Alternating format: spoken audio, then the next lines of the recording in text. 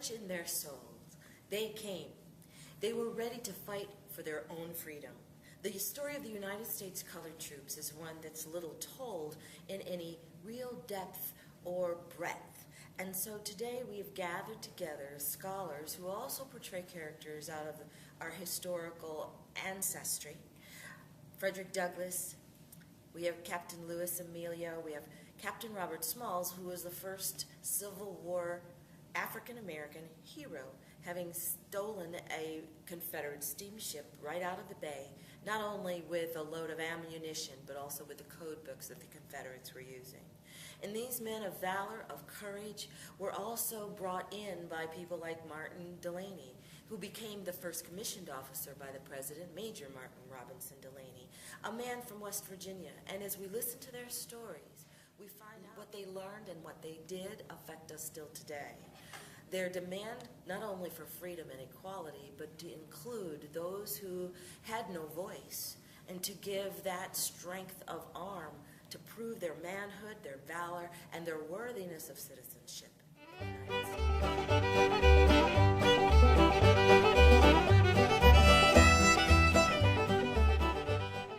My participation in the war comes somewhat later than these other gentlemen who are with you. I was out of the country when the war started. I was in England, and I was talking about exploration.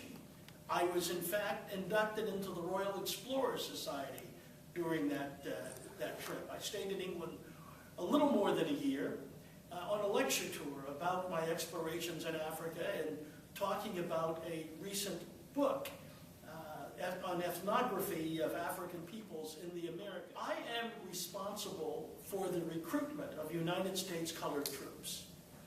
When I came home in 1861, late in the year, I attempted to join the Army. I wrote several letters to Mr. Stanton at the War Department and received no reply other than from his secretaries that he was a very busy man. He was difficult. As you can imagine, early in the war, a Secretary of War would be. Through friends, I was able to make contact with Mr. Nicolay, the private secretary of Mr. Lincoln, and arrange an appointment to see the president. When I arrived to talk with him, and of course I wanted to volunteer for the Army, when I arrived to talk to him, Mr. Lincoln was very interested in my recent explorations in Africa and my trip to England. So we spent, half an hour or so talking about those things until we finally got to an issue that I found was not only pressing on my mind, but his as well. You see, Mr. Lincoln at that point was concerned with the shortage of troops for the Federal Army. And I believe that an army of 50,000 black men in the South would be very, very important for the Union's efforts. Mr. Lincoln said that he had been thinking the same thing. He had mentioned this to his cabinet on more than one occasion with, shall we say, lukewarm results. And he asked if I would be interested in helping in a recruiting effort for that. I replied in the affirmative that I would be, but that I was having a very difficult time talking with anybody in the War Department. Well, we concluded cordially, and 3 days later I received a letter from the Secretary of War that he wanted to see me immediately. So for those of you who think politicians are useless and can't get anything done, well, you would be surprised how much effect the note from the President has on the Secretary of War when you'd like to see him. Well, the Secretary of War and I talked. I was appointed a major and asked to begin my recruiting efforts. I did so in Baltimore, where I had lived for several years before the war and had run a school and raised 2 regiments there.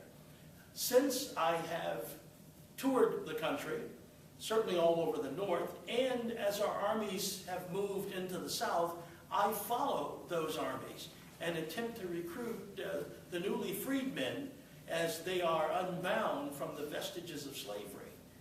Well, we have many more recruiting efforts that we need to engage in. I have so far almost 100,000 black troops in the Federal Army. For those of you with some interest in signing up, well, I am here as part of that recruiting effort, and perhaps we can talk a bit more about things you can do. Skills that you already have, we would certainly like all of those in the Army. It's a pleasure to see all of you this morning, and if anyone is interested in joining, we are here to sign you up. Thank you very much. And I went off with my friends, and we went down to South Carolina. And in February of 1862, I saw my first action. That was in Roanoke Island.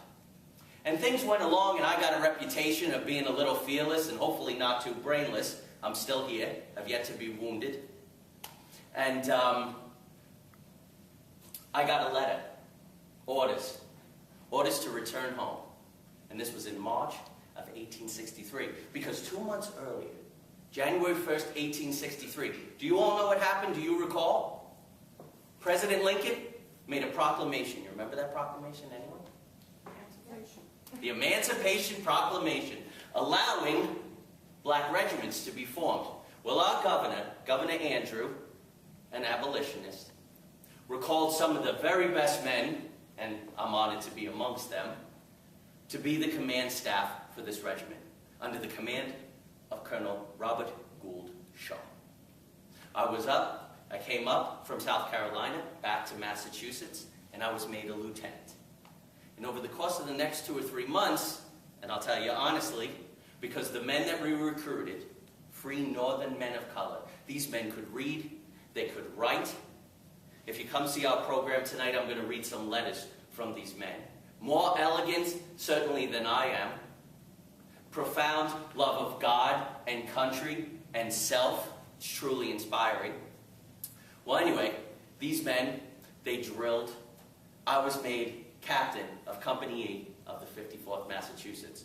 And since that time, we've spent most of our time in the Carolinas, although we've seen action in Georgia, in Florida, and we led the charge on Fort Wagner in South Carolina. And our men not only have shown themselves to be brave on the battlefield, but off, because we're coming to an end of a 15-month pay dispute where the government offered our soldiers laborers' wages, $7 a month, instead of the $13 they were promised. But when I return to South Carolina outside of Charleston in just a few days, our men will be receiving not only full pay, but back pay for those 15 months. And we're talking about promotion of some of our men to lieutenant, well earned. So I appreciate you taking the time to listen to all of us this morning. And I hope when President Lincoln came to power in 1860, he was quite clear about the mission of the war. This war, says he, has nothing to do with the black man. This is a war to save the Union and not a war to free the slaves. Some of us took issue with that position. We said, Mr. President, unless you free the slaves, there will be no union. First, you must free the slaves, and then you must arm the freedmen. Well, in due course, military necessity convinced the president of the wisdom of that measure. Thus, he issued his emancipation that said, as of 1 January 1863, all those who were held in bondage in states in rebellion of the Union are henceforth and forever free. And then he had that little section that said that black men would be authorized to join the Union Army. State of Massachusetts, John Andrew was the governor of that time, and he was commissioned to raise the first free black regiment in the North. George Stearns was put ahead of the effort. Mr. Delaney, Dr. Delaney, myself, and a number of others were brought aboard to be recruiters. And it was with the understanding that they would be brought aboard and treated equally in terms of pay, promotion, and everything else that a soldier would deserve. But things began to change, so I became so demoralized, I felt I had a moral responsibility to resign my position. I was discussing that with Major Stearns. He said, well, Douglas, if you feel so strongly about that, why don't you take it up with the president? So I thought, well, why not? So I took transportation over to Washington City, ran into a friend of mine, Samuel Pomeroy, who in those days was one of the senators from Kansas, explained my situation. He asked if he could accompany me over to the executive mansion. We went in, there were people seated around. One never knows how long it would take. It could take a day, a week, or whatever, so we made ourselves comfortable. I set up my card. A little while later, I heard the name Frederick Douglass. So I was escorted in. The president was sitting, his legs were sort of splayed throughout the room, and when he saw me, a smile came on his face, and he started to rise and rise and rise, and all of a sudden the audacity of my mission dawned on me. Here I am, a newspaper editor, ex-slaves, who dared to decide his own appointment with the President of the United States. And so I'm afraid I began to babble. I said, Mr. President, my name is Frederick Douglass, and he said, I know who you are, Mr. Douglass. Secretary Seward told me all about you. Invited me to sit. I said, well, Mr. President, I would just like to discuss three matters with you, sir, if I may. Pay, protection, and promotion. As you know, sir, in working with Major Stern, several of us are raising colored troops in the North, and it's gone quite well, but recent events have put a damper in our effort. I said it was with the understanding that our boys would be treated in the same way in terms of pay. President listened. And I said the other issue, sir, about protection. If it's true, as it has been reported, that President Jefferson Davis intends to shoot or put in hard labor slavery black troops, we feel as though the Union should retaliate in kind. And finally, sir, on the issue of promotion, when our boys distinguish themselves in battle, well, we feel as though they should be rewarded in the same way that white troops are so rewarded. President listened, very deliberately began to speak. He said, well, Mr. Douglas, you know this pay issue, even bringing colored troops into the Union Army is not a popular method in the South. Now, we feel as though it will work itself out, even this pay issue. But besides, colored troops have a more noble reason for fighting than others do. And on this issue of protection, I've already issued a retaliatory offer. If any Union troops are sold into slavery, then a Confederate troop would be given a term of hard labor, and for any who's killed, we will hang them. And I would be willing to sign off on any promotion the Secretary of War, Stanton, gives me. I thanked the President and went about my recruitment effort, and could certainly understand why this man was called Honest Abe. Now, as the war progressed, people began to wonder what would happen if powers in Europe decided to intervene. France, over the textile mills of northern England, began to close because they couldn't get their cotton crop. Would they intervene on the side of the South, which would be their natural trading partners? The President was concerned about that. I was not concerned about that, however, because because I felt as though I had some insight into the heart of British people.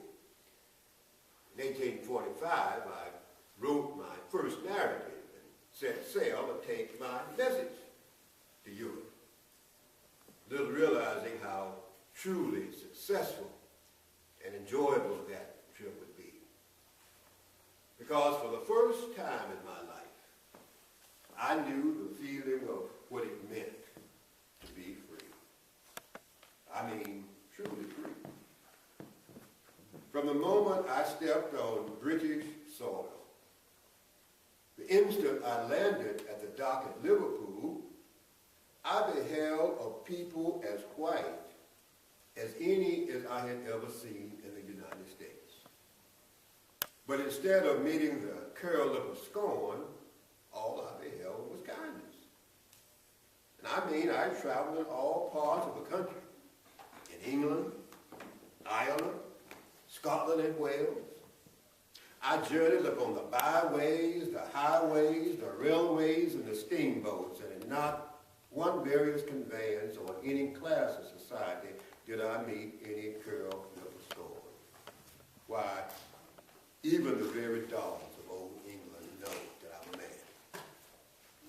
I was attending a meeting at Buckingham, and while upon the platform, a little dog actually came up there and put his paw right smack dab in the middle of it and gave me a bark of recognition as a man.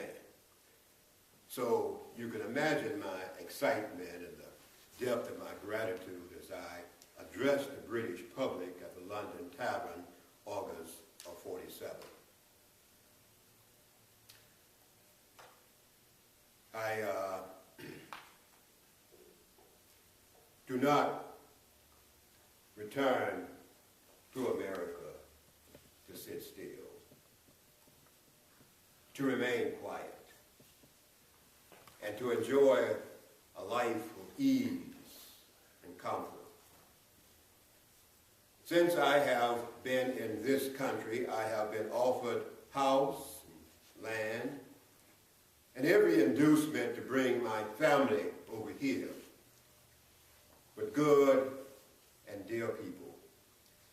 I prefer living a life of activity in the service of my brethren. I choose rather to go home, to return to America. I glory in the conflict that I might hereafter exalt in the victory, and I know that victory is certain. I go turning my back upon the ease, the comfort, the respectability that I might maintain here, ignorant as I am, still I go back for the sake of my brethren.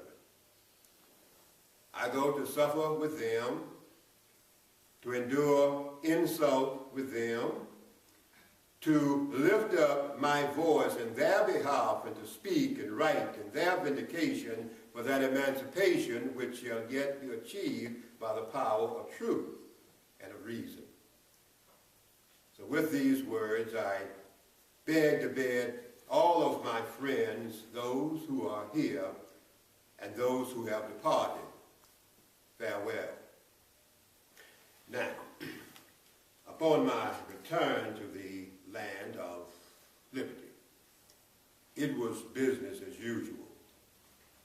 And many of the words that I had spoken while abroad were biting, scornful words about this racialist American society came back to bite me. And I make no pretension here. They came in all directions, from friends and folk alike, from black as well as white, from people who believe that a man, and especially a black man, presumes too much when he decides to take the plight of black people before other nations of the world. How dare a black man take it upon himself to experiment in the area of international politics? Now, I got this reception from Americans when I came back. However, I felt my experience with the British people convinced me that once they understood what the mission of the war was, that this was no war for conquest, that this was no war to subordinate a people, but this was a war to lift up the highest values of the American democratic system. Then if they intervened, they would intervene on the side of democracy. So far as that question of whether or not black men would fight, that was decided by the actions of black men.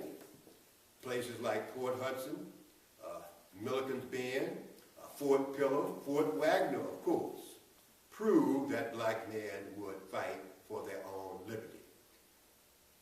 As the war progressed, though, I, about a year later, received a second summons from the president. Walked in and found the man greatly agitated. He said to me, "Douglas, the war is not proceeding as we had imagined. The slaves are not escaping behind our lines." I said, "Mr. President, the planter classes have a way of convincing or even keeping information from them. No doubt most of them have never heard of your Emancipation Proclamation." This was his concern because the election was coming up.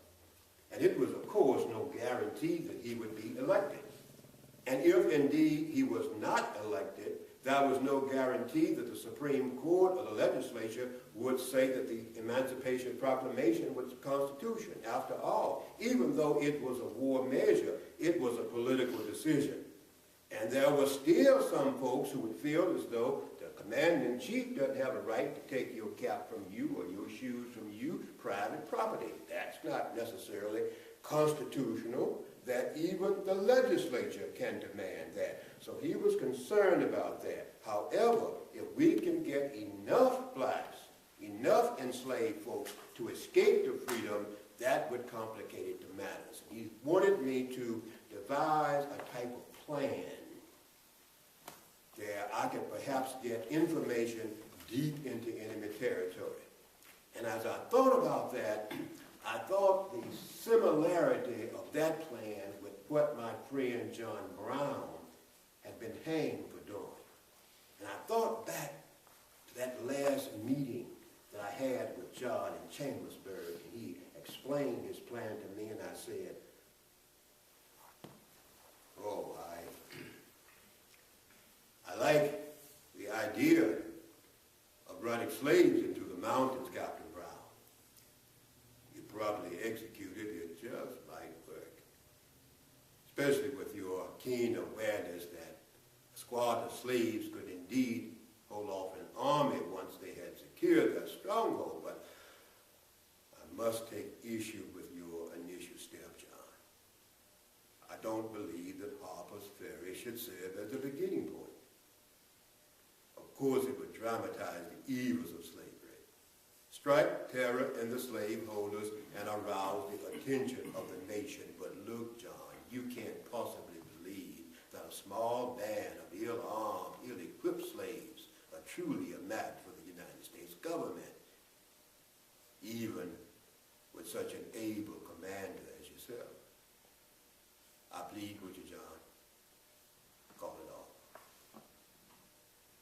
Well, I suppose I must say the twos to those who can use them. Good luck, Captain Brown, and Godspeed. A most interesting gentleman, John Brown. While in color a white man, yet in sympathy a black, and as deeply committed to our struggle as though his own soul had been pierced with the hot iron of slavery. And in thinking back about my own boys, my first two recruits in the state of New York were my youngest son, my second youngest son, Charles, and my oldest son, Lewis Henry. Lewis Henry is presently the regimental sergeant major for the Massachusetts 54. He wrote his fiancée just 2 weeks ago. They live in Syracuse, and she showed me the letter. And he explained to her that he had been in 2 battles already, was expecting to go into a third, but says if I die, I want you to know that I will die facing forward, facing the foe. Went back into my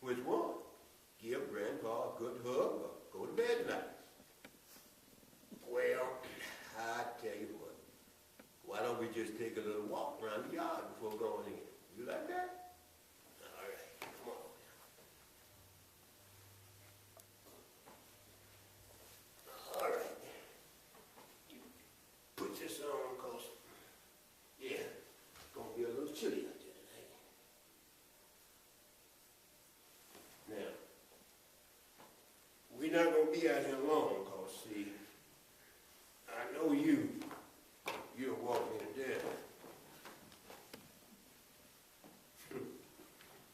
You know, baby, it was on a night, just about like tonight, that your grandpa decided he was going to make his escape. What that was?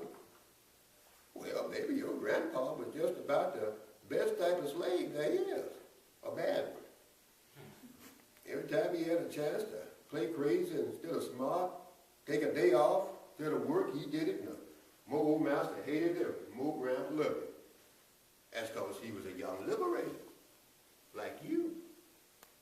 And what is it that I've always taught you? That our lives, our very existence is a struggle. And if we have no struggle, we have no what? No progress. That's right. Lost? No.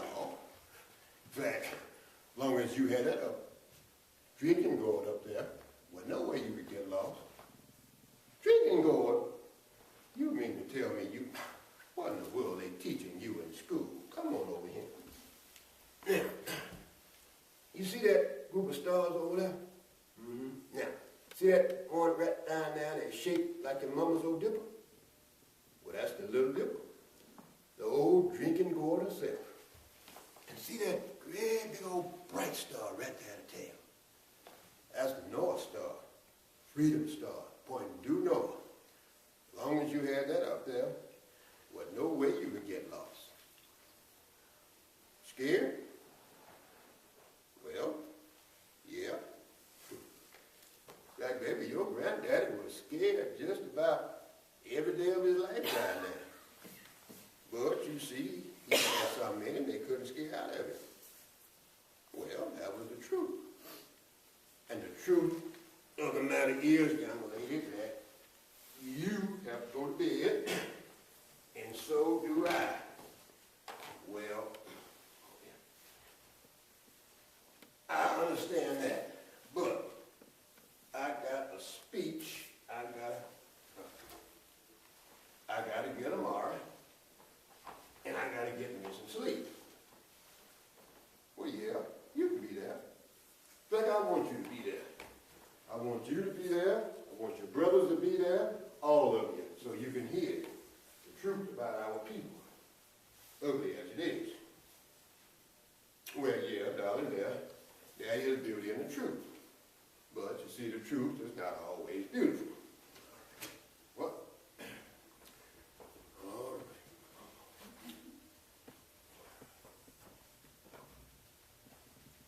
All right. Now, what have you got to do? God bless Mama. God bless Daddy. Well, of course, baby. God bless Father Abraham, too. And I love you, too. You just, your granddaddy, brown as sugar. Yes, you are.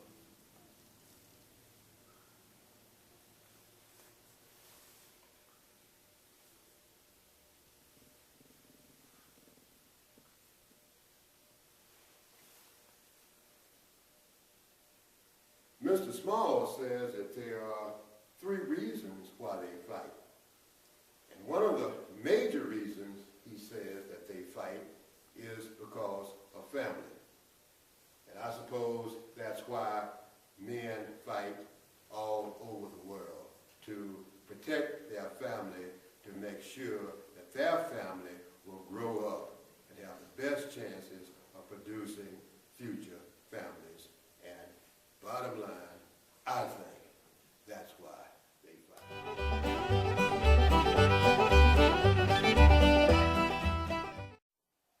I think that, speaking as a scholar, I mean, Douglas spent some time with a group of transcendentalist intellectuals in the 40s at a place called Brooks Farm. And he'd understand, he'd want to know, it'd be a trust issue. Even to raise that question, he'd want to know what's the question underneath the question and who am I talking to? Because when you start off like that, I'd want to know, is that person talking in code? Or is this a person who's really interested and an honest, open intellectual exchange. And if that's just simply a coded question, then Douglass would approach it differently. I certainly would approach it differently. So therefore, when you say, what do you mean by equality? All men and women are created equal. Well, I'd say, yes, they are by the law. If we are a nation of law, then everyone ideally is created equally. Then if we're talking about religion, let's say the Christian religion, I would say, yes, everyone as a son of God is created equal. That's to start with. But if you start off that there's a code thing, then that totally changes the dynamic. Because I'd go as an honest thing, no.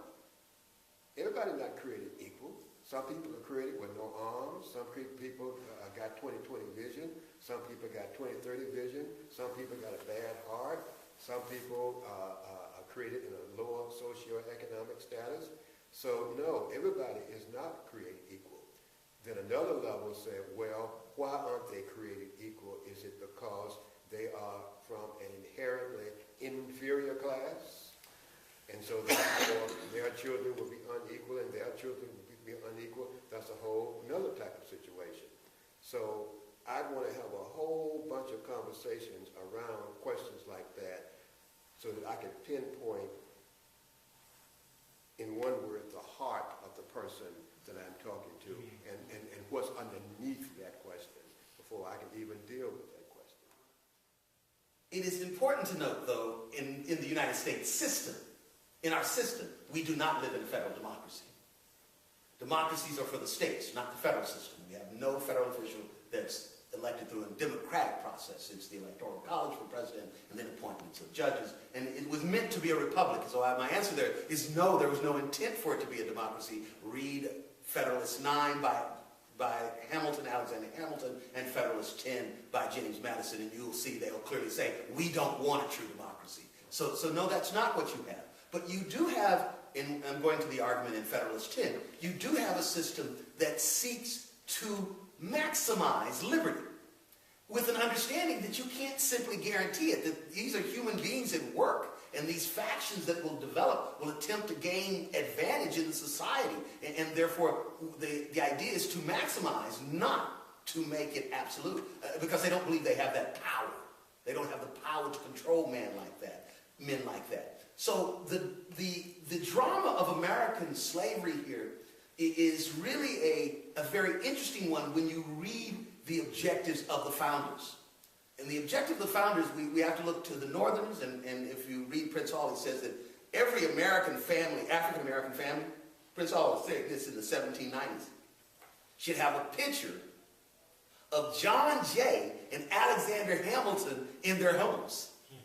And the reason he's saying that is because they need to be reminded of those founding fathers who were clearly anti-slavery and who tried to get that in the Constitution.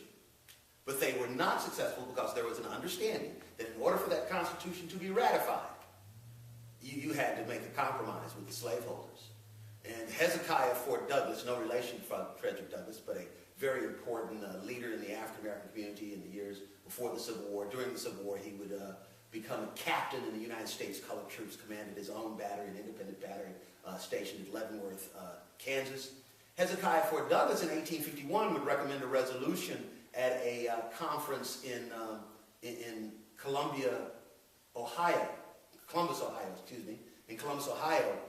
that renounced the Constitution as, quote, a guilty compromise with slavery in order to form the Union, close quote. And it was understood that the Constitution was a compromise with slavery. But William Howard Day would argue that the Constitution was essentially anti-slavery and that they should not renounce it but work with it in order to gain their rights as citizens and end the tyranny of slavery in our republic. And I repeat that, in our republic. And often when you read the 19th century writers, they're consistently reminding us that we live in a republic. Race and class in America is very complex. That's a really complex. There are assumptions about class when we know race. There are assumptions about race when we know class. So when you read statistical data, we cut up the United States into 200 standard metropolitan statistical areas. And those are basically places, you need to be about 250,000. It's not the same, but it's almost like a congressional district. So about what a congressional district, that's the beginning of a standard metropolitan statistical area. So when we talk about what's happening in a place, what the economy is like, what the health is like, we want to make public policy decisions, we use these SMSAs to sort of define who we are in an area. Well, when we talk about things like, 1950s, Bob Dahl and Oscar Lewis at Yale, this family Sanchez studies, when we first started doing numbers and generational changes and generational cohorts with race and class, we talked about things like socioeconomically deprived, for example, which had a coded meaning. We're trying to look at people and lump them with statistics as to not only who they are, but where they came from, and of course from a public policy point of view, and what that means as to how they should be treated, how they should be educated, what we ought to do with them. And we think of those as really modern things, but that's been going on for a very long time. De Tocqueville, who looks at America in the 1830s, talks about democracy as an experiment, that this experiment that the Americans are doing, which is really brilliant because we have not talked about that. But certainly Europeans who looked at the Declaration and the Constitution, they thought of these colonial people trying this experiment. That's certainly how they thought of it. And here we are, 60 years later, 1830, de Tocqueville is talking about this experiment. And he says that one of the weaknesses is the way we deal with race. That if the experiment is going to work, they haven't constituted, these Americans, they haven't constituted exactly how they're going to handle that. And if they don't handle it well, it could destroy them. I mean, he's very specific in terms of looking at that. As we come along in the 19th century, the competing views of America, if we're thinking of America as an intellectual creation, where the Jeffersonian view, the farmer, and certainly not a Jefferson-type farmer, but this middle-class farmer who is going to protect his family and support his family, and maybe you need another couple of acres to do that. That was the America that Jefferson wanted. Not the class he came from, certainly not the life he was intending to live, but this is how he thought, quote, the people should live. This is what they should do. He had the rectilinear theory of the United States. We were going to form societies of those people, and they were going to create these states 250 miles square. We were going to move toward certainly after Lewis and Clark, when we knew how big the country, we thought the country ended in Colorado. When we found out it was twice that size, it was going to take us 400 years to people America with those kinds of people. And what we wanted to do is create this singular class, this middle class, but it would be more of a working, from our point of view, a working class, but he would have seen it as a middle class. They would be landowners, they would be independent thinkers. Those are the people you could trust to be able to vote in that state democracy and participate in that federal republic. And the system would work because they had a vested interest. They owned something. He did not want pots and pan drummers and salesmen and business people and big banks. He wasn't looking for that. That's the Hamiltonian view of what the United States ought to be. And what you got is the Hamiltonian view. I mean, the Jeffersonian view was what most of the founding fathers agreed with, but you get the Hamiltonian view where you wanted industry, you wanted people to develop skills, and those skills would be paid for. Now, in both views, when we talk about the pursuit of happiness, you could substitute, if we're going to go, give me the modern overlay, call that the pursuit of profit, as opposed to pursuit of happiness. So it meant that you were free to rape, rob, and steal from your neighbor, from nature, from the Indians, from anybody else, whatever you could get. And if slavery made a better economic system for those people able to capitalize on that, no pun intended, then of course that was a good thing because it was the pursuit of profit at any price because it was okay. And there was divine providence supporting that, depending upon your religious view. If you were followed Zwingli, certainly the taking from nature all that was there was okay, and if that was taking from another man, you were superior to him. You were superior to nature, you were superior to other people, and that was okay given that point of view. Max Weber and the rise of the Protestant ethic certainly looked at all of the things you wanted to gather around yourself, and in some ways there are religious proponents of this, that if you were able to garner wealth from whatever circumstance, by definition you were good. God permitted you to have those things, so that there's a political science derivative theory as to why this worked and you could do it. There is a religious notion that if you did it and it worked, it must be good inherently. We have not been able to overcome that in 200 years. That we are still there with, if you talk about, quote, the black, and everybody does this, black leaders will talk about the black community when they ought to be talking about, quote, working class people. One of the things, and I've been thrown out of his office because I tried to get him to do something for the military some years ago.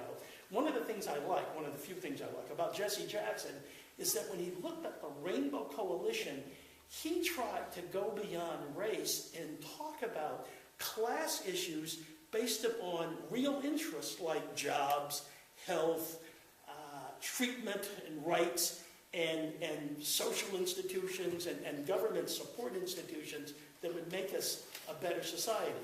If you look at the arguments right now going on in the country, this nonsense that goes on in Washington, you know, I've worked on the Hill on both sides for a member of Congress, for a secretary, and you look at what has to go on inside of an office to create public policy, you're getting the kind of arguments that, to me, it looks like 1859 in Washington. And you know what happened a year after that. I mean, this is exactly the same kind of thing that went on. If you look at the last election and you take a map overlay, Mitt Romney is the second president of the Confederacy. He won, except for Virginia, he won all the states that joined the Confederacy, that went off with Jefferson Davis to fight the Union. There is a significant philosophical difference between the left and right. It isn't just over money, over how we do things, but it's the old way, the old America, the change, and the name is so good. You know, what conservative and liberal means, of course, has changed in the last 250 years. But what they really mean by conservative is the traditional meaning. It's the dictionary meaning. It's we want the existing structure because we are comfortable with it. It's not that it's necessarily good. I don't think they would conservatives wouldn't say it's necessarily good. They would say it represents the best you can do with the values that they have. And one of the reasons why the liberals can't win, they can't get them because they've got the majoritarian interest. The reason why they can't get majoritarian support in an election when it gets very large is that they are not able to define why a flexible government that supports institutions that are supportive of people's needs is something that people want and it fits with their values. So we've got a values versus profit kind of argument with the overlay of class and race as ways you can separate people. I could go on with this, but I'll stop at that point. But it's a very complex question, and we haven't dealt with it in our research very well, and clearly in public policy this has not been dealt with in this country very well. I kind of feel like I felt in Mississippi. I was visiting Mississippi with a friend for the first time, and he had a 1967 Chevrolet, and we were in right outside of Nashville, about 130 miles from Clarksville, and blah, blah, blah, blah, blah, blah, blah, blah, blah, blah, blah. Heard the engine noise. So we looked under the hood, and I said, man, it sounds like you blew a rod. He said, I think you're right. And so we managed to stop in this gas station. Y'all don't mind if I take my time with this for a minute? Is everybody all right? Yeah. So took my sneaker shoestring and we chewed wads of bubble gum and we put it on that piston rod and we drove that 130 miles into Clarksdale. The next morning I woke up, I looked out the window, him and his brothers were inside the engine taking it apart, and by 12 o'clock noon we were riding around. We rode around and we were riding to his grandmother's house, and there was this big field, and his brother said, man, let's go ride in the field. I didn't know nothing about this. Let's go ride in the field. I said, no, man, we got to get to, no, we go. And we rode in the field, and we got stuck. And we couldn't get out. There was no chewing gum, no shoestring that was going to get us out of that. And questions of freedom and democracy, personal, public, group, for me, it's like being in that mud. Once you accept that there's a problem and you have focus on solving this problem by just the things that surround that issue, then you get bogged down in it. And in places like this, we learn how to transcend our problems, transcend our definitions, so that we arrive at a point of mutual understanding. And so when we talk about freedom, is each individual is going to have to be able to get stuck in the mud and transcend that, so that the questions to how, the answers to how to get out of this go beyond that block that you're in. Did that make any sense? Sure. Yep. You see? And so, so the question for me would be, what do we do to learn how to access this notion of transcendence so that we can find answers beyond the little squares that we're in? You see, as individuals, as groups, as those that have locked-in belief systems, still we're going to have to get to a point where we can all come to a table, quote unquote, and solve this. But if we do it right, we won't even have to come to the table. It's like the four of us have never worked together, have we? Not as a group. But yet, we transcended whatever it was that would have prevented us from working together and make it work. That's it. It wasn't a whole lot of gobbledygook. Wasn't a whole lot of just, things we wrote down. And it was just our willingness to do what we had to do to be in a place that would accommodate success. As an actor, you're dealing with abstractions, which is what we're really dealing with here. What is equality? What is freedom? What is liberty? What are all these things? It means something different to everyone. So my job as a writer, as an actor, as a director, as someone especially who works with young people to turn them into citizen actors, which is really my passion, is to look at wants. Wants are interesting. You also look at needs. Maslow, the psychologist, talked about the basic needs. If you don't meet your basic needs, shelter, food, companionship, these things, you never get to those higher, you never get to the abstractions. You are stuck in the mud. So I have to find the want. I need to know the want. For me as an actor, that's all I care about. To share a story is I have to know what I want. So I'll tell you what the men of the 54th wanted. They wanted this. They wanted to fight to maintain a Republican government. They wanted Republican privileges. Okay, if I'm going to buy into this democracy, to this republic, then I want what it can provide. Okay, that's a good, strong want. I want to be called to the table and have a voice. Okay. All we ask is the proper enjoyment of the rights of citizenship. I think we're all debating that today. So Judy Wilson at Prickett's Fort, right up, she says a beautiful thing. She's a school teacher who's now a living historian. When she brings in the kids, and what I hope that we can do here, is go where you are and bring you back with us. Boy, I love that. Okay, so that resonates with everybody. Enjoyment of the rights of citizenship and a free title and acknowledged share in our own noble birthplace.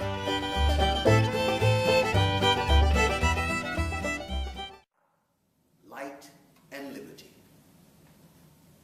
This was a challenge and password response of the Loyal League, a secret African-American organization that would provide the single most important source of tactical and strategic intelligence during the Civil War, that would provide the most prolific recruiters of African-Americans for the Union war effort during the Civil War. These recruiters were indeed prolific. 25% of the U.S. Navy was comprised of African-American sailors. 10% of the U.S. Army was comprised of African American soldiers. Let's examine these numbers. 10% of the Army, 25% of the Navy, Northern Army, Northern Navy. According to the U.S. Census 1860, African Americans only made up 1% of the Northern population. Yet 10% of the Northern Army, 25% of the Northern Navy. Very clear overrepresentation. And one would think with this clear overrepresentation that the story of these soldiers and sailors would have been an integral part of that master narrative of the Civil War presented in our schools over the last 100 years. Now, one would think that. That is not true. The stories of these soldiers and sailors has been one of the best kept secrets in American history. Intentionally suppressed early in mid-20th century, one of the best examples of the complete suppression of this story, 1944 in movie theaters across this country, you could have seen a film produced by the U.S. government entitled The Negro Soldier. The director of the film was Frank Capra, arguably the top director in Hollywood at the time. In the film The Negro Soldier, they covered African-American military service in this country from the 1770s, the Revolutionary War, to the 1940s, World War II. Mentioned African-American involvement in every war in the nation's history during that period, except the Civil War. There was no mention, no image of a single soldier or sailor. 10% of the Army, 25% of the Navy, and during the Civil War, 25 men of African descent had earned the highest honor bestowed on American military personnel for acts of courage during combat. The Medal of Honor, also known as the Congressional Medal of Honor. Yet not a single one of those American heroes were mentioned in a film expressly about them, produced by the U.S. government, completely suppressed story. So why the complete suppression of the story in this 1944 government-produced film entitled The Negro Soldier? Well, the film reflected what was being taught in the best schools in this country. And what was being taught in the best schools in this country? That the American Negroes had done little or nothing to free themselves. Also, what was being taught, and still taught in many schools across this country today, is that on January 1, 1863, President Abraham Lincoln freed the slaves by simply issuing the Emancipation Proclamation. That is an oversimplification of what happened. To teach young scholars that President Lincoln freed the slaves by simply issuing the Emancipation Proclamation is to mislead young scholars into believing that African Americans did little or nothing to free themselves. The true story is a story of a disenfranchised, enslaved population that answered a cry for help from the federal government, helped save the Union by enforcing the Emancipation Proclamation. They freed themselves and their own families. Their story has been one of the best kept secrets in American history. Dr. John S. Rock was born in Salem, New Jersey in 1825. Dr. Rock was an 1852 graduate of the American Medical College in Philadelphia. Dr. Rock was a physician, a dentist, a school teacher, and the first African-American lawyer to be admitted to the bar of the U.S. Supreme Court. Dr. Rock gave a speech in Boston on March 5th, 1858. The one-year anniversary, ironically, of the Dred Scott decision. I say ironically because the occasion for the speech was the 88th anniversary of the Boston Massacre, in which Crispus Attucks, a man of African descent, was the first to lose his life in what became the American Revolution. Now, in the Dred Scott decision issued on March 5th, 1857, the 87th anniversary of the Boston Massacre, Chief Justice Roger B. Taney wrote that the Founding Fathers had no intention for Negroes to be citizens, and that the Negro had no rights for which the white men were bound to respect. On the 87th anniversary of the Boston Massacre, that decision would be issued. And 1 year later, March 5th, 1858, Dr. Rock would give his speech in Boston. I would also like you to take note of the fact that Dr. Rock's speech was delivered 3 years, 1 month, and 8 days before the Civil War begins, and Dr. Rock said, and I quote, "Sooner or later, the clashing of arms will be heard in this country, and the black man's services will be needed. 150,000 freemen capable of bearing arms, and not all cowards and fools, and 750,000 slaves, wild with the enthusiasm caused by the dawn of the glorious opportunity to strike a blow for freedom, will be a power which the white men will be bound to respect. Will the blacks fight? Of course they will." Close quote. 3 years before the Civil War begins, America's African descent population is preparing for a clashing of arms, a civil war that they believe will give them a genuine opportunity to strike a blow for liberty. When the Civil War begins, on April 12, 1861, with the firing on Fort Sumter, Charleston Harbor, South Carolina, there were nearly 4 million Americans of African descent claimed as property held as slaves. There were 34 states in the Union. Slavery was legal in 15 of those 34 states. And by the summer of 1861, 11 of the 15 slaveholding states had declared their independence from the United States, seceded from the Union, forming what they call the Confederate States of America, establishing their capital, Richmond, Virginia, in Washington. In a special session of Congress in July of 1861, Congress passed a joint resolution stating why the federal government was going to war. It read, to maintain the supremacy of the Constitution and to preserve the Union and not to overthrow or interfere with slavery. President Lincoln affirmed this resolution. The federal objective of the Civil War was clear. The war was being fought to preserve the Union, not to end the tyranny of slavery. The paramount objective, to preserve the Union. President Lincoln had also called for 75,000 volunteer soldiers from the states for the purpose of preserving the Union. But men of African descent could not answer that call for volunteer soldiers in 1861 because it was illegal for African Americans to join the Federal Army in 1861. It had been illegal since 1792, when Congress passed the United States Volunteer Militia Act of 1792, and President George Washington signed that legislation into law. Emphasis here is that it was the law. And the law actually read that enlistment in the Army would be restricted to, quote, able-bodied white males, close quote. Emphasis here again is that it was the law. Abraham Lincoln and the executive branch of government, the law enforcement branch of government, had no legal authority to bring African Americans into the federal army. The executive branch does not make the laws. The legislative branch makes the laws. It would take an act of Congress for men of African descent to be legally brought into the army during the Civil War. Allen Pinkerton, famed railroad detective and head of Lincoln's Secret Service in the first 18 months of the war, observed, quote, although as yet prevented from taking up arms in defense of their rights, these colored men had banded themselves together to further the cause of freedom, close quote. Pinkerton would refer to these colored men, or more appropriately, these men and women of African descent who had banded themselves together to further the cause of freedom, as members of a national organization, a secret organization called the Loyal League, also known as the Legal League. In the Mississippi Valley, it was known as Lincoln's Legal Loyal League, or the 4 L's. This secret African-American organization would become the single most important source of tactical and strategic intelligence during the Civil War. It would provide the top spies in the Civil War, men like Abraham Galloway, women like Harriet Tubman. This secret African-American organization would provide the most prolific recruiters of African-Americans for the Union warfare. Men like Frederick Douglass, Martin Delany, Mary Ann Shedd Carey. This secret African-American organization had as its express goal to end the tyranny of slavery in league with the Constitution, thus a name like the Legal League. Indeed, members of this organization believed that the Constitution, in the words of George Lawrence and Absalom Jones, was a divine instrument of goodness, that the goal to secure the blessings of liberty for ourselves and our posterity was indeed an anti-slavery goal, and that in league with that Constitution, they could end the tyranny of slavery and gain their rights as citizens. They also understood that Abraham Lincoln and the Constitution of the United States had no legal authority to simply declare free slaves in the executive branch of government. The executive branch does not make the laws. It enforces the laws.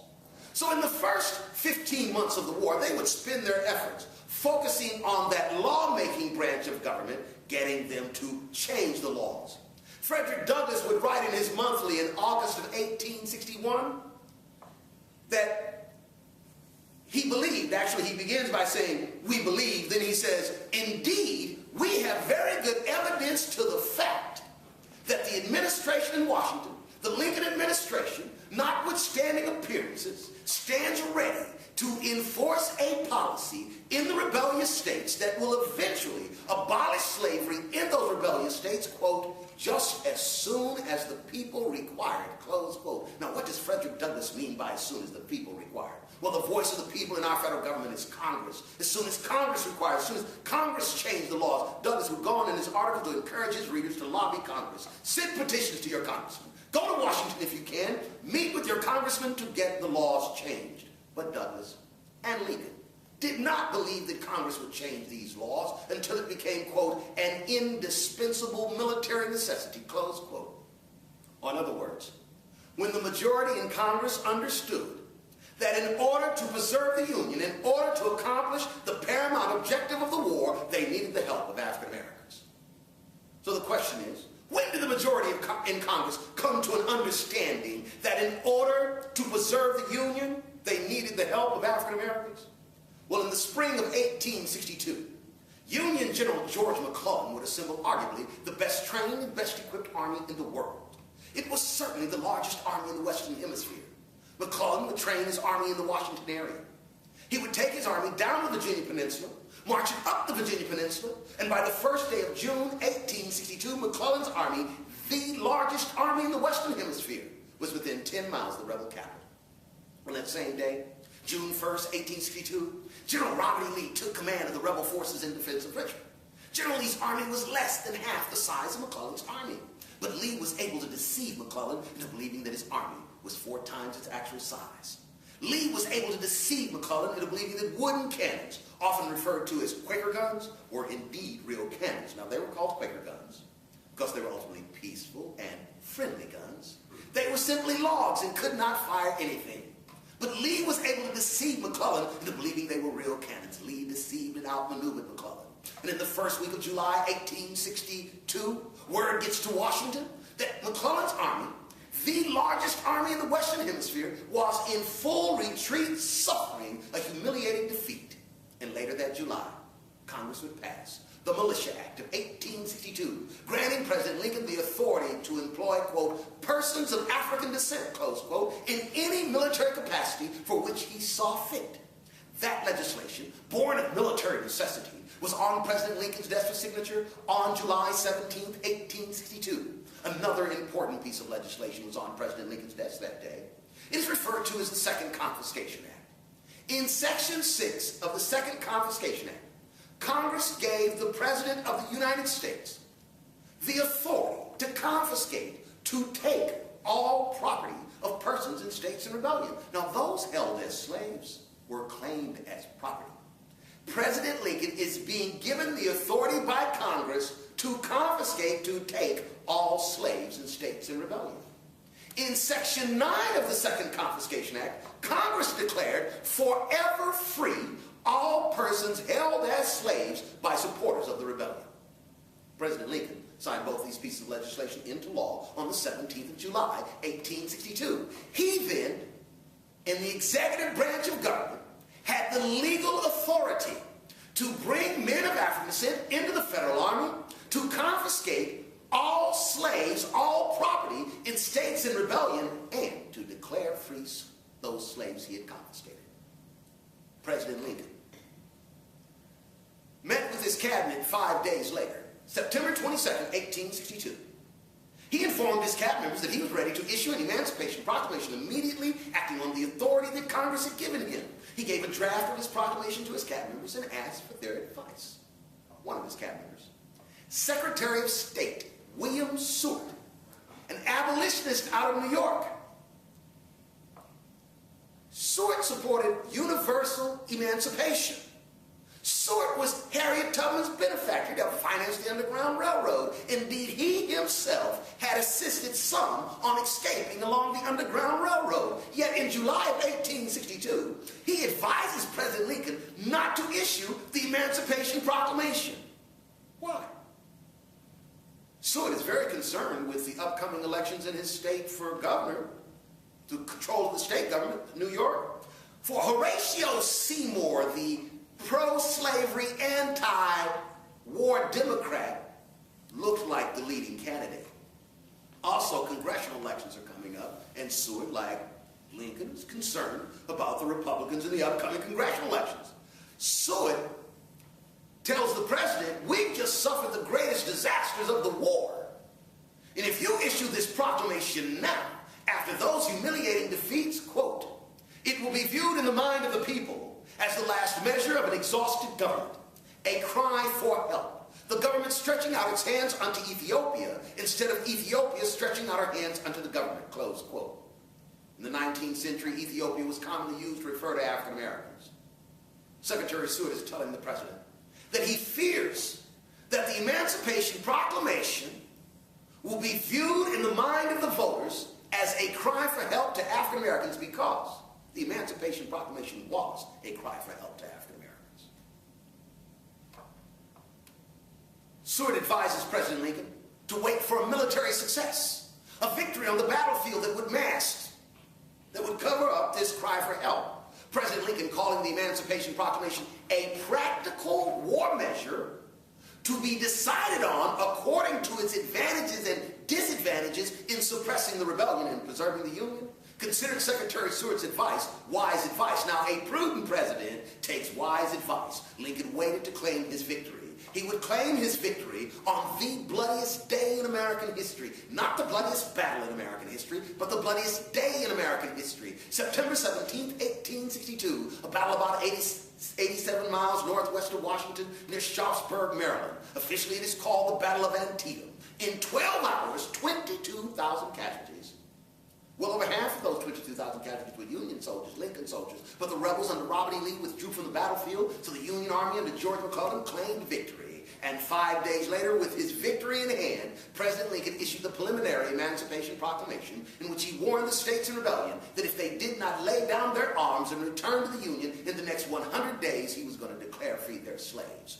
Well, the rebels did not believe that Lincoln and the Union Army could make good this threat because they believed they were winning the war. They called the Battle of Antietam the Battle of Sharpsburg, and a draw, not a defeat. Viewed as a part of a larger military campaign where General Lee's army under Stonewall Jackson, General Thomas J. Jackson, had captured Harper's Ferry. If you have a victory and a tie, you'd call it a victory. And that's exactly what the Confederacy did. But the Northern press focused exclusively on that battle near Sharpsburg, calling it the Battle of Antietam, and a Union victory, giving President Lincoln, and more specifically, the Republican candidates in the 1862 congressional elections, some political cover. And I do want to point out that the Republicans did lose control of the state of New York as Horatio Seymour, the pro-slavery, anti-war Democrat, was elected president. The Republicans also lost 21 seats in the House of Representatives. Those would be the 21 votes they would need to pass the 13th Amendment. The Republicans, however, retained the majority in the House and in the Senate in the 1862 congressional elections. So the decision by President Lincoln to wait for a military success before issuing his Emancipation Proclamation was indeed a prudent political decision. Also, I want to note that between July 1862 and January 1, 1863,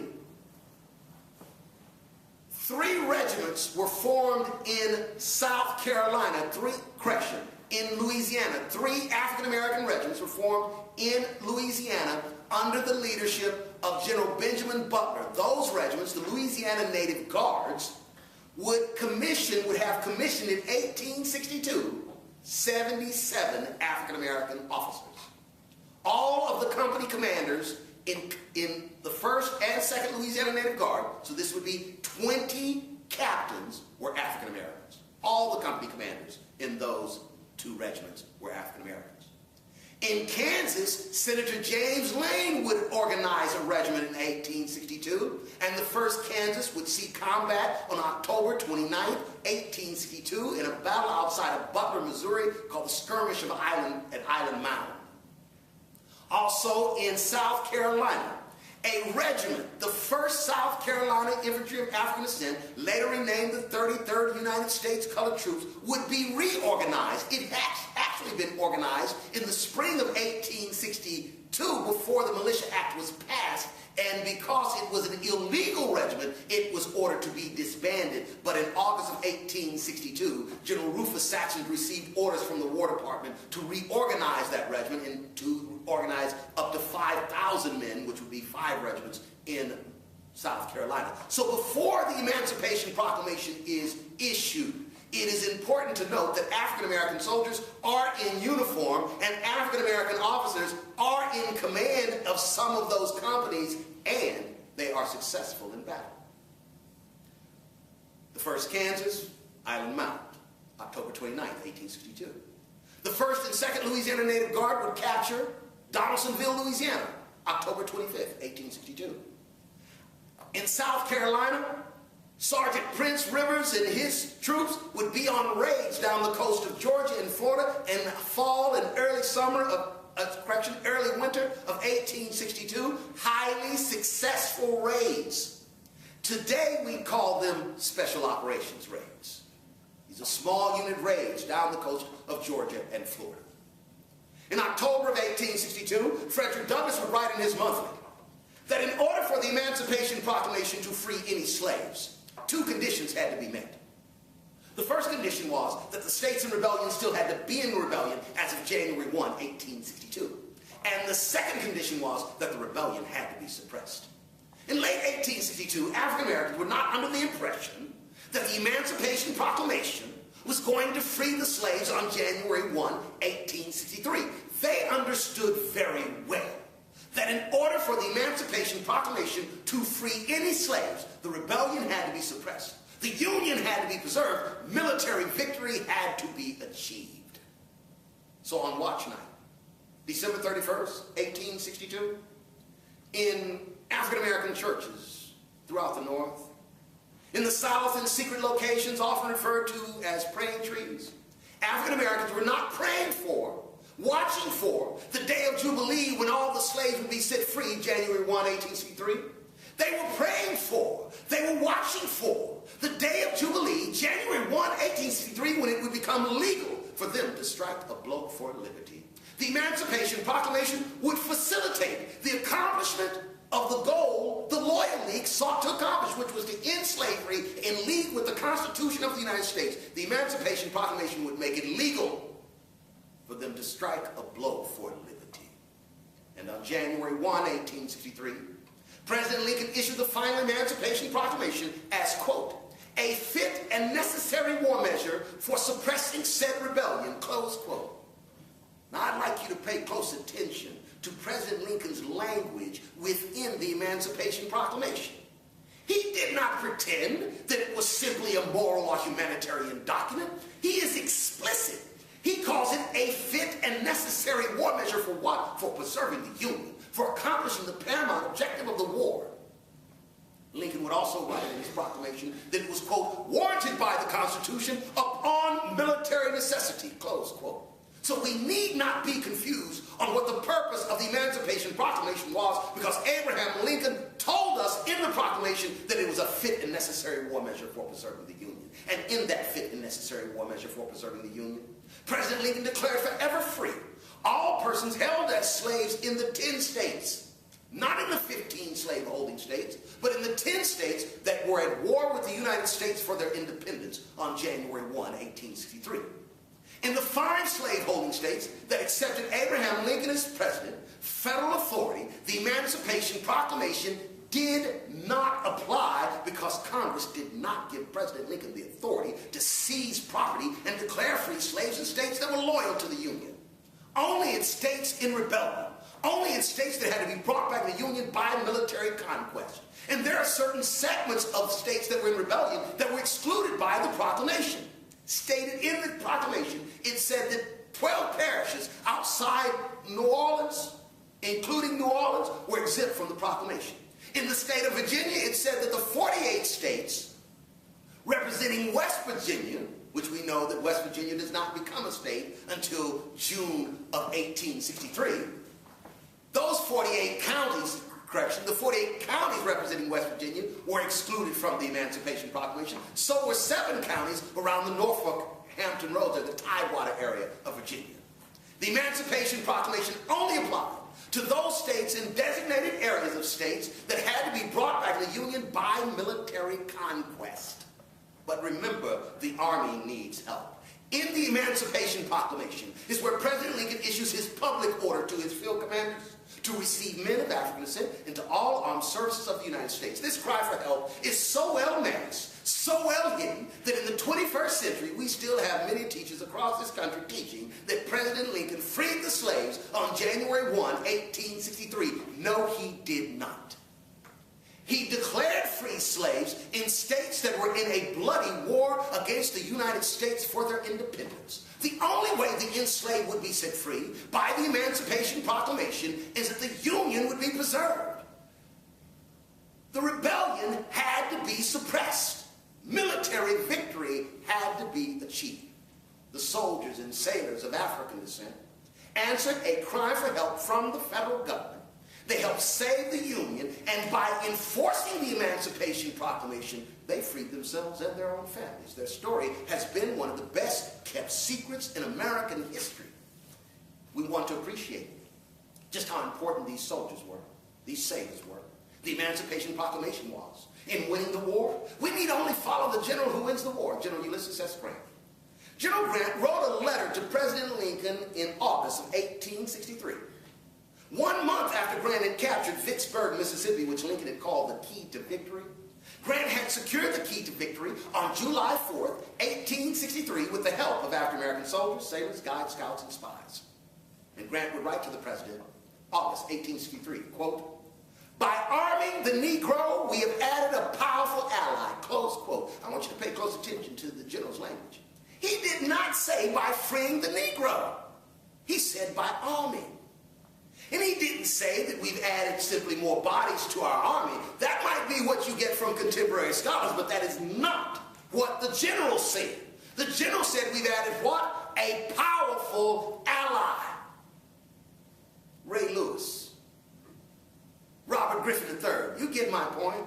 Difference makers in the game, difference makers on the battlefield in 1863.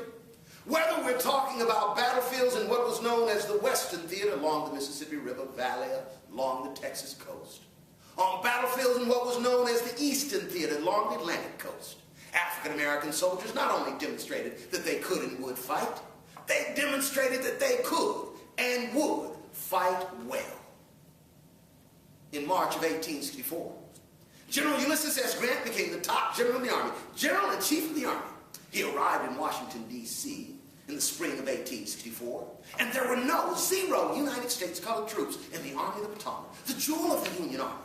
That army responsible for the defenses of Washington, the principal army that attempted to capture Richmond, Virginia, the capital of the Confederacy. General Grant would immediately begin transferring United States colored troops from other regions of the country into the Virginia theater. Grant clearly wants his powerful allies on the battlefield in the most important campaign in the war, the campaign to capture Richmond, Virginia, the capital of the Confederacy. By the middle of 1864, African-American soldiers in Union uniform had captured and occupied a portion of every state in rebellion to include the state of Texas. Now, for those of you who have ever heard of Juneteenth, June 19, 1865, you have been informed, you have been led to believe that the word of the Emancipation Proclamation did not get to Texas until June 19, 1865. That is not true. We can call it in the most exact language a lie. African-American soldiers in Union uniform would take part in General Nathaniel Banks' Texas expedition in November of 1863, and they would capture the southern tip of Texas from Indianola to Brownsville. And those 5 regiments of African-American soldiers would be in Texas in 1863.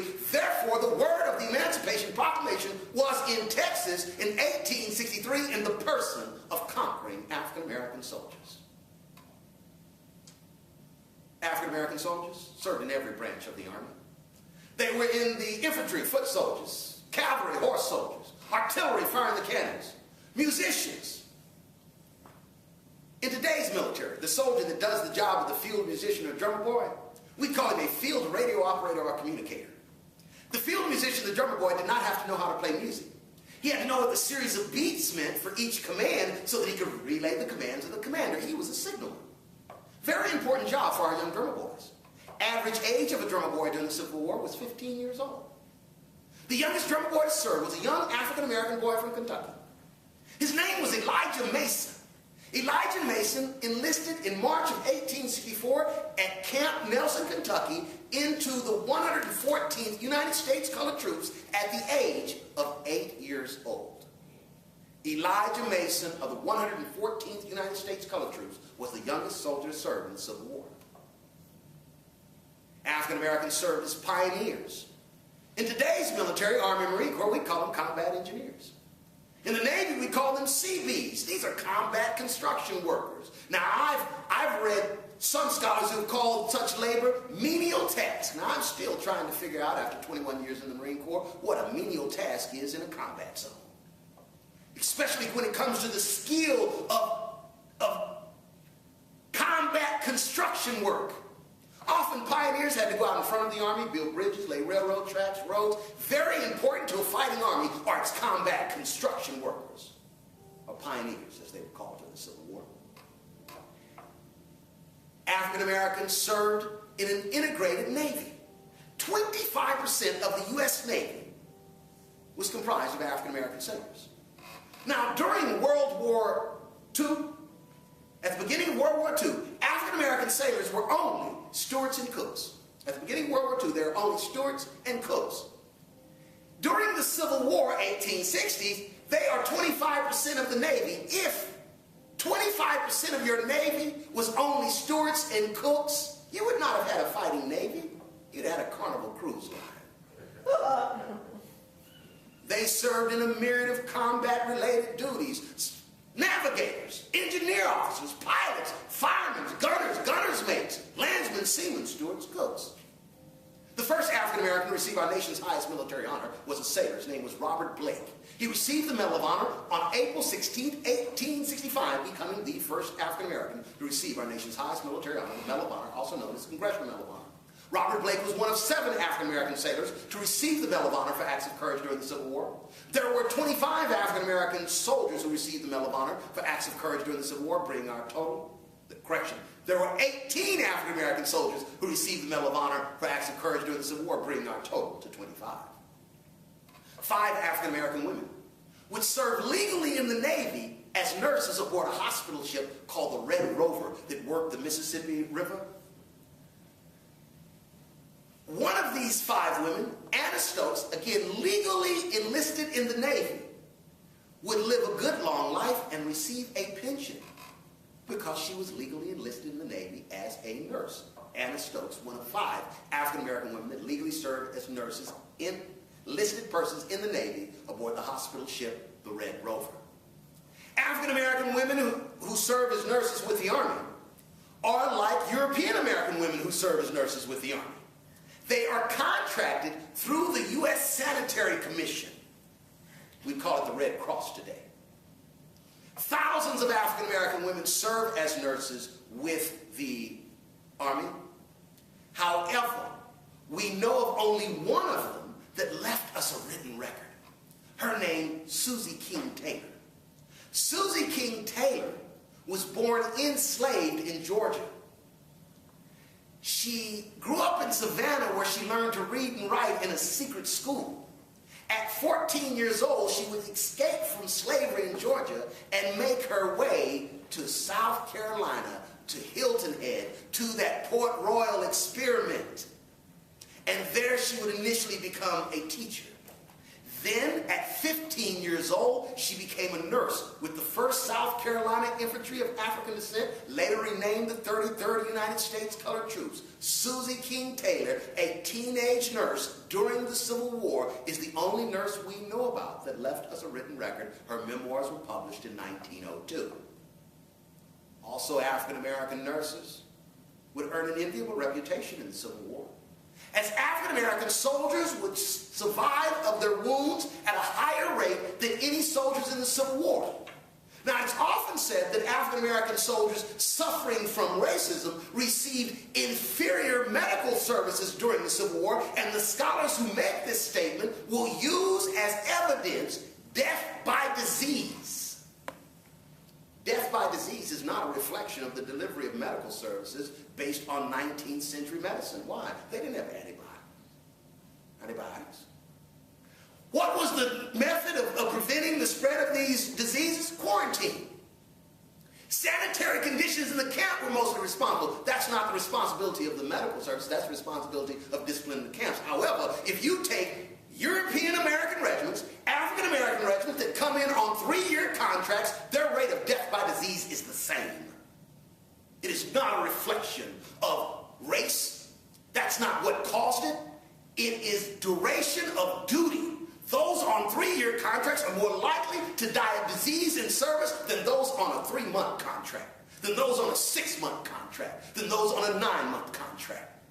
But if we look at the real measure of delivery of medical services, it is survival of wounds. And African American soldiers survived their wounds at a higher rate than any soldier in the Civil War. And the credit is due to African Americans, nurses. We conceal, we suppress their story by telling the story of victims and not the story of accomplishment, of achievement. Some women would disguise themselves as men and fight. If they did not get caught, we tend not to know their story. One African-American woman got caught, so we know a little bit about her. Her name was Lucy Carter. But instead of the generals telling Lucy Carter to go away after she got caught, they decided to employ Lucy Carter as a guide, scout, and spy in the Virginia theater. Lucy Carter was a guide, scout, and spy in that campaign to capture Richmond, arguably the most important campaign in the war. The most famous guide, scout, and spy in the Civil War, however, was another African-American woman. Her name, Harriet Tubman. Harriet Tubman was a guide, scout, and spy in the Department of the South, South Carolina, Georgia, and Florida. And in June of 1863, Harriet Tubman would become, and still is, the only American woman ever to lead U.S. soldiers on a raid. She led 300 men from the 2nd South Carolina Infantry of African descent on a raid down the Combahee River in June of 1863. Highly successful raid. Destroyed the rice plantation infrastructure along the Combahee River. Liberated, emancipated over 700 enslaved persons. After the raid in late July of 1863, General Quincy Gilmore, the commander of Union forces in the Department of the South, would order his paymaster to pay Harriet Tubman as, quote, a special agent, close quote. So I like to call her Special Agent Harriet Tubman. In the Department of the South, where Harriet Tubman was a special agent, African-American soldiers are part of the Union forces that is placing pressure and on that bombardment of Charleston. They're making that attempt to capture Charleston, South Carolina. And their attempt becomes success on February 18th, 1865. On February 18th, 1865, Charleston, South Carolina, the cradle of secession, symbolically the most important city in the South, was captured by United States colored troops. According to the official record, it is an indisputable historical fact that American soldiers of African descent captured and occupied the cradle of secession, Charleston, South Carolina. Now that's headline news. Well reported in the newspapers of February 1865, but I challenge you to find it in a single American history textbook today. This story remains one of the best kept secrets in American history. By the spring of 1865, 33% of the Army of the Potomac was comprised of United States colored troop regiments. Remember when General Grant became the General-in-Chief in the spring of '64? It was 0. 1 year later, it's 33%. Why? Grant wants his powerful allies on the battlefield in the most important campaign in the war, the campaign to capture Richmond, Virginia. Indeed, under the leadership of General Benjamin Butler, African-American soldiers had captured the closest position to Richmond up to that date.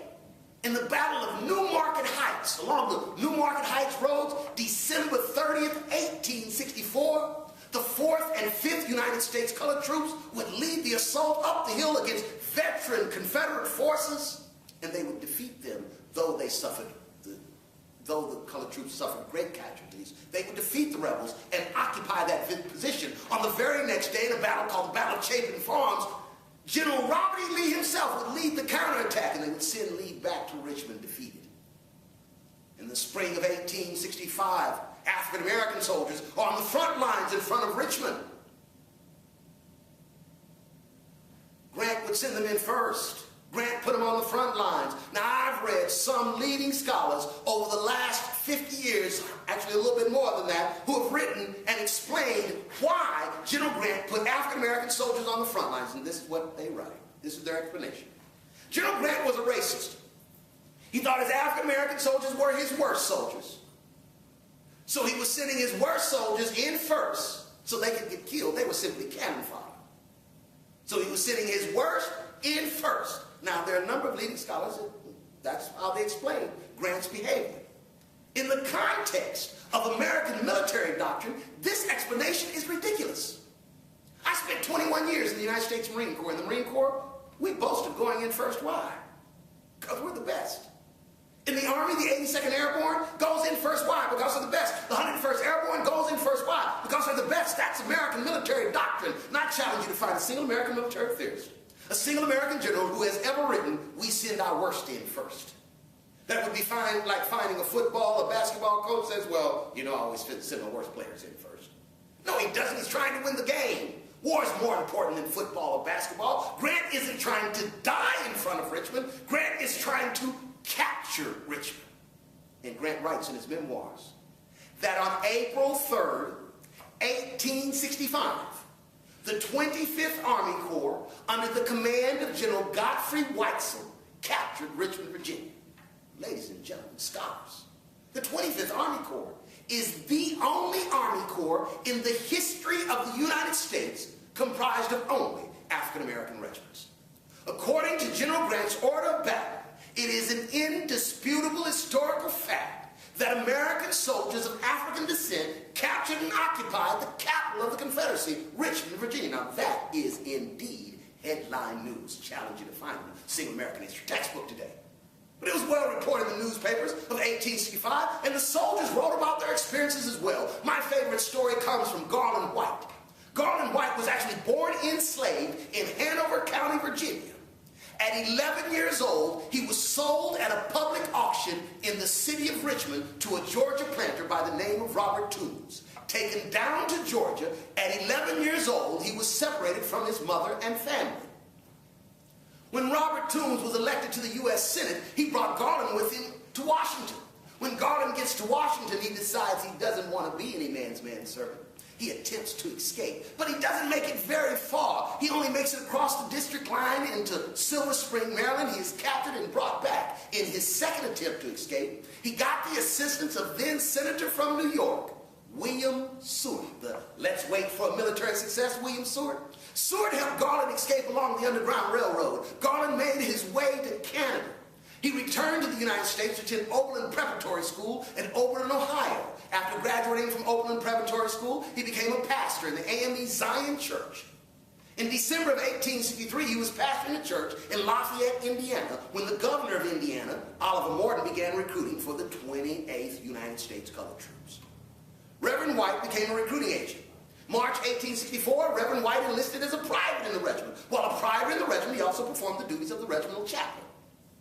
October 1864, officers in the regiment wrote a letter to Secretary of War Edwin Stanton requesting that Private Garland White be appointed their regimental chaplain. A few weeks later, they got a reply from Secretary Stanton. Orders discharging Private Garland White from the U.S. Army Volunteers, commissioning him an officer in the U.S. Army Volunteers, and appointing him the regimental chaplain. On the morning of April 3rd, 1865, Chaplain White, United States Army Volunteers, led his regiment into Richmond. As he was marching down Main Street that early morning, an elderly woman spotted him. She went to a Union soldier and asked, "Who is that young man leading those soldiers? He looks like my young Garland." That was Garland White's mother. His homecoming, his reunion after almost 20 years of separation, was on the day he led the liberating force into Richmond as an officer in the United States Army Volunteers, and we get his story from his own pen. It was published in the Christian Recorder, the AME Journal out of Philadelphia, Pennsylvania, on April 22nd, 1862. Correction, 1865. And today, you can still read that account from Garland White's pen in an easily accessible book called The Grand Army of Black Men. He was reunited with his mother on the day he led a liberating force into Richmond. One of the best kept secrets in American history is the story of these American liberators. The capture of Richmond was reported in New York newspapers, Boston, Philadelphia, Chicago, San Francisco, but my favorite headlines came from a Washington, D.C. newspaper, the Daily National Republican. headlines in a special edition on the evening of April 3rd, 1865 of the Daily National Republican read, "Extra glorious fall of Richmond captured by the black troops." Pretty clear who captured Richmond. Well reported in the newspapers of April 1865. But again, I challenge you to find it in a single American history textbook today. This story remains one of the best kept secrets in American history. And in that newspaper, the Daily National Republican, they say that Grant is pursuing because Lee is retreating. Lee is retreating with his famed Army of Northern Virginia, trying to take his Army of Northern Virginia south and west to western North Carolina so that he might join it with the Confederate Army of Tennessee, led by General Joseph E. Johnson, so that together those two armies might continue to prosecute the war. But in the early morning of April 9th, 1865, a brigade of United States colored troops, approximately 3,000 men, came up along the Lynchburg Road and just south and west of a place called Appomattox Courthouse, Virginia. They engaged Lee's Army of Northern Virginia in a skirmish. The fight lasted 5 hours, and at 8 o'clock in the morning, Lee discerned that he could no longer continue to prosecute the war, and later that day he would surrender to General Ulysses S. Grant at Appomattox Courthouse, Virginia, because that is where he was stopped by African-American soldiers. According to the official records, there were 14 African-American regiments present at Appomattox Courthouse, Virginia, when Lee surrendered to Grant on April 9, 1865, the day we commemorate as the end of the Civil War. Challenge you to find this in a single American history textbook today. Challenge you to find it in a book written, a best-selling book, a book written by a major publishing company on Appomattox Courthouse, Virginia, and the surrender. This story remains one of the best-kept secrets in American history, but we are fortunate because this story is in the official records. If we use the official records, we can tell the story of this glorious march to liberty. We can tell the story of these freedom fighters who fought for light and liberty. But this story, even in America's African descent community, has been one of the best-kept secrets in American history. Now, I would like to close with a poem that I wrote from the perspective of a soldier that would come back and examine how his own children, how his own son is presenting the way the Civil War was fought and how liberty was won and their conditions. The title of the poem is 1865, subtitled Mihala. Mi is a West African word for Lani that means I. Hala means speak. Mihala, I speak for the elders. 1865, Mihala. Emasculated in the testimony of my own son, who does not claim the honors that me won, though claimed his property in 1861, me was not a slave in slavery. Me was a captive in captivity. No man in truth could own me. While in captivity, me was free to believe in the one God of my fathers, to embrace the faith of my mothers, to kneel in prayer with my sisters, to stand in battle with my brothers. At Island Mound, we let Lincoln know. At Port Hudson, we watched martyrs' blood flow. At Milliken's Bend, we struck a blow. At Fort Wagner, we let the nation know that we were men ready and willing to fight. We brought hope to the darkest night. We provided the fuel to keep liberty's torch bright. Yet claiming that my manhood suffers to compromise, my son begs the sons of Europe to apologize for taking my manhood, which my son, in his ignorance, chooses to compromise. It is the ignorance of my own son that me despise. For telling lies on me while asking for reparations in my name, me did not fight for glory, fortune, or fame. To the achievements of others, me do not lay claim. But the Union victory in the war of the rebellion came when our fight for light and liberty was no longer discreet. When we marched victoriously down Charleston's meeting street. When we marched victoriously down Richmond's main street. When we watched General Lee's army march away in defeat. So, son, sing the songs we wrote by our deeds in 1865. Sing about how we did more than just survive. When liberty was on her deathbed, we kept her alive. So sing proudly of our victory for light and liberty in 1865.